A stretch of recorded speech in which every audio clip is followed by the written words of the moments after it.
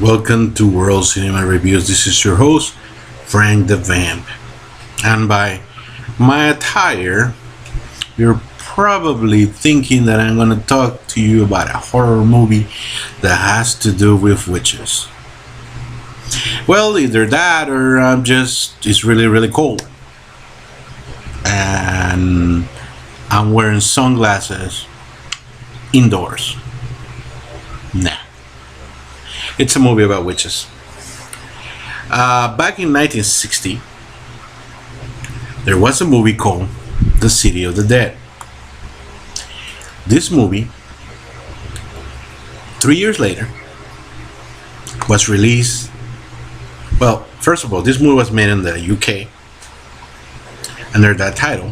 3 years later, goes to the US with the name Horror Hotel, which is, if as talking of classic horror, you may have remembered this movie as Horror Hotel.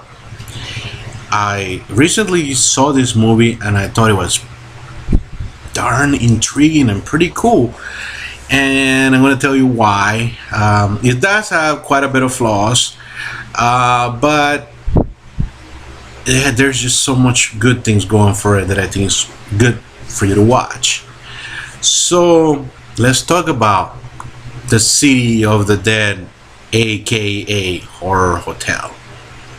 So directed by John Moxey and starring the awesome Christopher Lee, Vanish Stevenson, Dennis Lotes,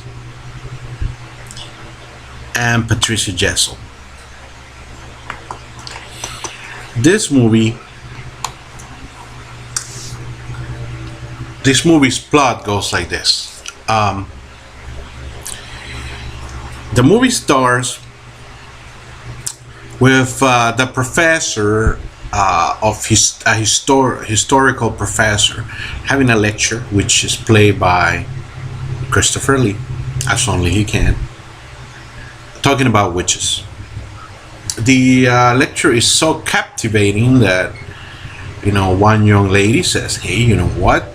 I want to do a research on that, and I'm going to have my vacation, and I want to go on a vacation on my holiday to a place where witches used to live, and I want to see, all the story about the witches, the folklore, the old stories, the mysticism, and I want to see if people still believe on that today, on those places." So that gets back up to 100%, and the professor says, "You know what? I happen to know a place where these things occur. It's called Whitewood, Massachusetts. If you go there, there's going to be an inn, an old hotel that you can stay, and inside the hotel there's a lot of history, and you can ask the folk around town and make a term paper out of it." She completely agrees, and she goes on her adventure, and the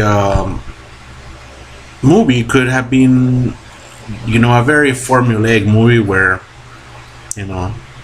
she goes there and there's real witches, and then and then she goes on a little investigations to find it out, and she plots the evil witches plot, and and then she wins in the end, and they take everybody to jail, or the police kill them or something like that. But it's not. The movie takes a pretty good twist. More on that twist later, which I'm not going to reveal. But there's something very interesting about the twist. But the actual things that, and this is what I'm going to tell you. Something happens that changes things up and takes into a darker place, especially for a 1960 movie. It's actually pretty dark, and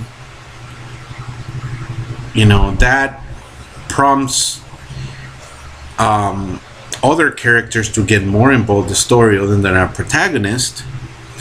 And I don't want to spoil any more of the movie, but I'm going to tell you what I like, and perhaps you can get a feeling of why this film was actually pretty good. I like, first of all, the opening scene. The opening scene, it's basically, people taking a woman arrested to be burned at the stake. It's a flashback back to 1692, where this witch was burned at the stake, and we all know that back in those days, especially in Salem, Massachusetts, but remember, this is a fictional town called Whitewood, but I think that's what they meant. I don't know why they didn't use the real town name. I have no idea. But I would say that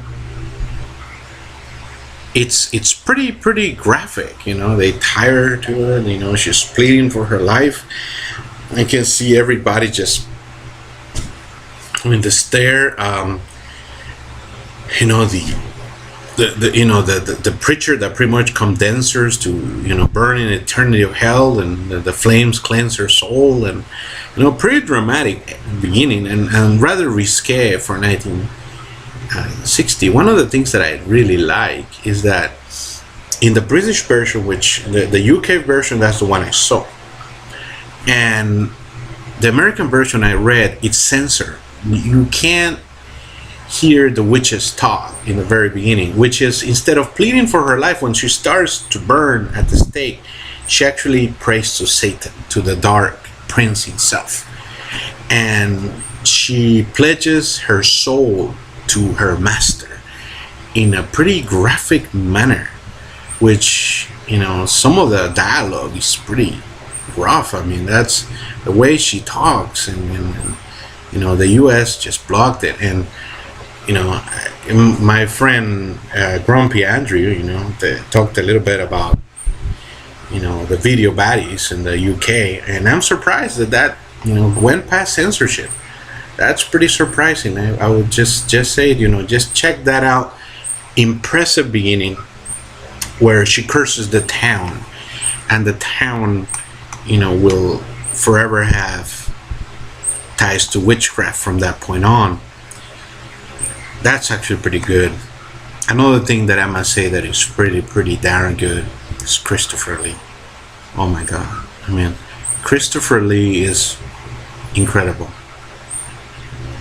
He plays this professor so well, his passion talking about the witchcraft, and then later on, after the twist, what he does. This is not Dracula. I mean, this has some full lines, and he's just so powerful when he talks. I mean, just to look at him, dude, just to look at the guy, he terrifies you. When he talks, he paralyzes you. You just have to listen. He's quite, articulate about the witches, and the way he does is quite terrifying, and the things he does later, even more so. I really like Christopher Lee. If you can't tell. Now, other things that I like is the atmosphere. I like the music. Part of the music, I'm not particularly crazy about the jazz, especially in some of the scenes towards the end. The jazz drives me up the nut.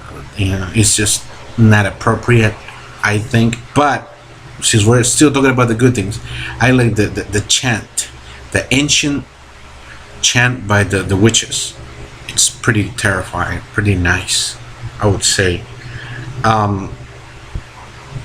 I really like the chorus from The Omen, the original, the original Omen, the Ave Satanis, which is completely, I mean, it would have been so awesome if they could have got that here, but obviously not. But they got a pretty this Druish type of chant, which is really really haunting. Which I recommend that. There's other actors.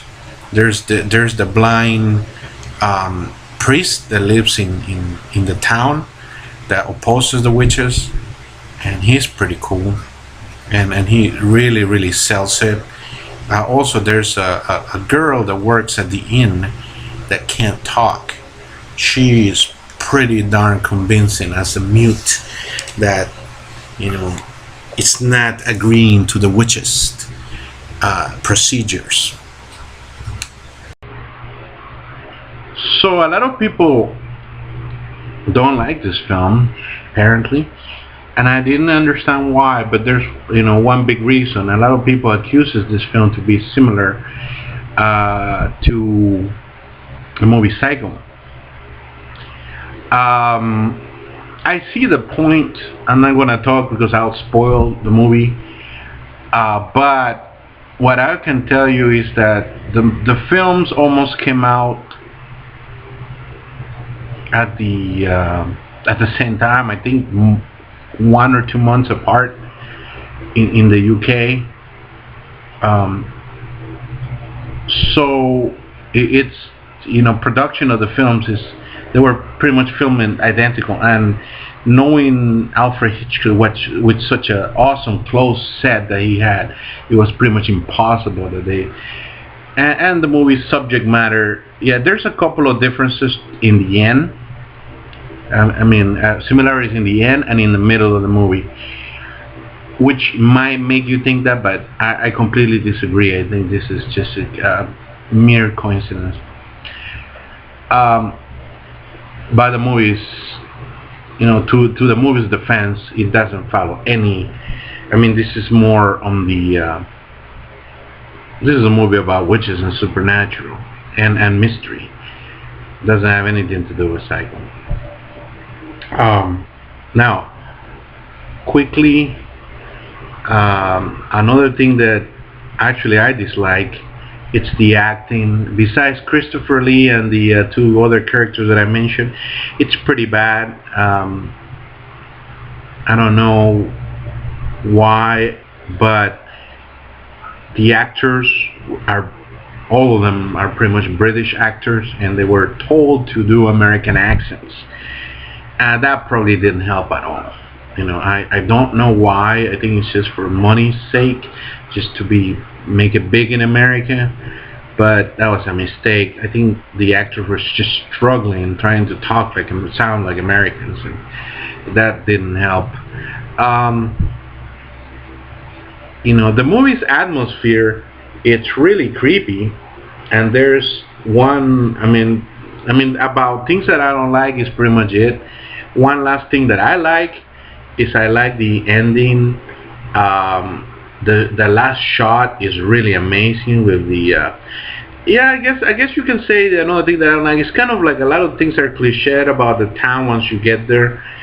The fog and the things, but it's just atmosphere. I actually like it. It's rather creepy, and it's very, common of those times. So I completely understand. Perhaps today it wouldn't work, but it completely works then. And I really like the fact that, the last shot of the film with a man with a cross. Oh man, it's really awesome. This is completely a watch. I recommend it, even though a lot of people don't find it great. I actually don't know what they're watching. I really think that there's enough there, even though the acting's a little rough. The plot, like I said, it gives you the twist. It starts pretty much straightforward. Perhaps people didn't like that, but when it twists is when the film picks up. And with the acting with Christopher Lee and some of the horror images, I think it's definitely worth the watch. So, until next time, thank you for watching. I'm Frank the Band, signing out.